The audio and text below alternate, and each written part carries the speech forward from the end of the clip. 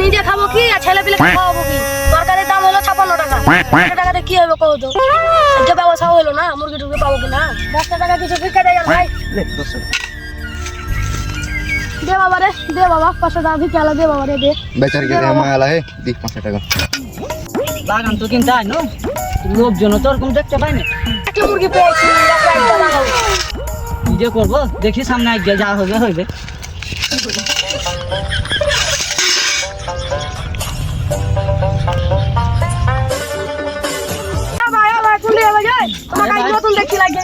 বাগান টাগান কিনবো তো কাউকে ওরকম দেখতে পাচ্ছি না। তো চলো দেখি তাহলে। হ্যাঁ তা আমাদের গায়ে সাববিন না ভিক্ষাকারে ও ফের আবার কাকে চিটারি করতে লেগেছে যাই দেখি তো। কিরা সাববিন এক ভিক্ষা করতে বলছিস নাকি? তোকে বেশি না ভিক্ষা দেবো। টাইম পালি না শালা। ভেবেছিলাম একটা রংপুর মুরগি পেয়েছি, আজকে ইনকামটা চালাবো। তুই আমাকে চিটারি করছিলি? কিছু বলি রে।